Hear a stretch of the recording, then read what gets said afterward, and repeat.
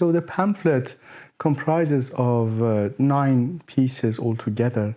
3 pieces are taken from the 12-chaptered Nassim's Testament, which is my elegiac epic, which is also my tribute to Liverpool as the city of my refuge. So the pamphlet begins with those 3 chapters from Nassim's Testament, and then I have some other poems taken from my debut, Sefr Safar, or the Book of Journeys. And 3 other poems are also included, one of which is written in response to moving paintings by Rukni and Ramin Hairizadeh and Hesam Rahmanian, an Iranian Dubai-based collective. In this tiny pamphlet, I think altogether I have 3 ekphrases, or maybe 4, because in chapter 1 of Nassim's Testament, I mention that painting by Rembrandt, in which Abraham is sacrificing or is about to sacrifice Isaac. I have an ekphrases on that as well. And the one you mentioned, the painting basically inspired me because of how striking this scene is. Archangel Michael standing in the middle of the scene, striking these falling angels who have metamorphosed into ugly creatures, very grotesque creatures. And when I migrated to the UK, I had really the chance to revisualize myself, as an alien, or as an ugly being because of the resistance that I faced from certain layers of the society, or for example, from the UK Border Agency, let's say all those guardians of this country and this society. I could really read myself into that painting and be one of those falling creatures and narrate things through their mouths or through their eyes. My friend Ali Reza Nassimi, who was a poet, a ghazal writer, he committed suicide in Iran. After my exposure to many things and after finding myself in different situations, I always visualized him and his responses to things. Nevertheless, I thought that if he had a chance to leave the country or the situation he found himself entrapped in, he would have never done such a thing to himself, and maybe he had a chance to continue to live.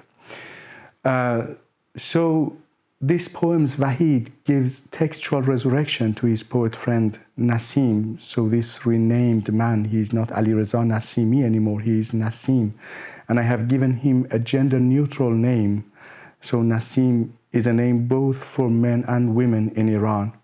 So I turned the surname of the man into a gender-neutral name, which becomes also the man's mother's name in the poem.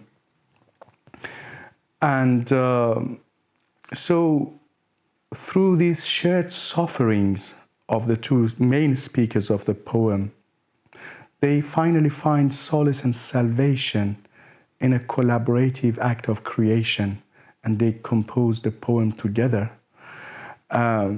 So it's created out of a conversation between these 2 characters in the poem, or these 2 speakers. I think the main technique which I have used in this poem is ventriloquizing, and the speakers, Vahid and Nassim, both project others' voices, and those others are fellow asylum seekers that I had the opportunity to live with when I was in Liverpool, who shared their bread with me many times, and for whom and their solicitors I interpreted in my capacity as an interpreter. And of course, a code of practice in interpreting is that you speak in first person. Whatever the other party says, whether it's the solicitor or the client, you speak in the first person, you speak for them. You never say he or she says this or that. You say, I did this, I did that.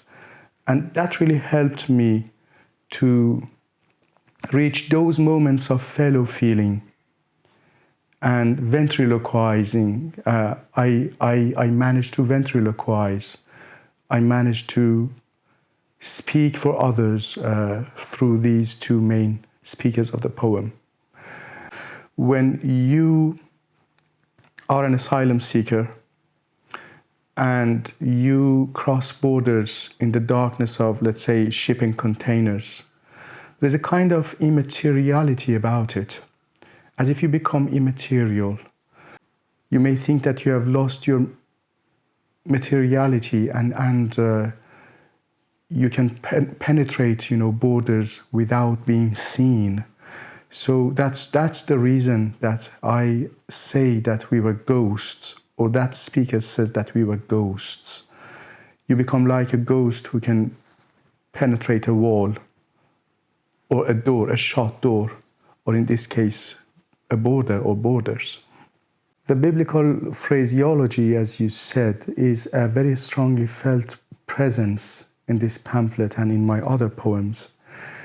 And I can say that the greatest alluring thing about the Bible to me is that, like many other great founding books of communities, it's not just a founding book of a community or communities, it's also a great book of exile. And after I became an exile, I became even a more avid reader of the Bible, looking in particular for the myths of relation as opposed to the myths of separation. Of course, as you know, the biblical phraseology and the biblical language hasn't been, enchained in the confines of Jewish communities or, Christians or churchgoers. They have informed, a wide range of texts from, let's say, Margaret Duras's Summer Rain to Farouk Farrokhzad's Rebirth. And if I'm not wrong, I think I read something like that in Northrop Frye's The Great Code, in which Jorge Luis Borges, the legendary Argentine writer, says that basically every text is inspired by the Holy Spirit. It's not just the Bible.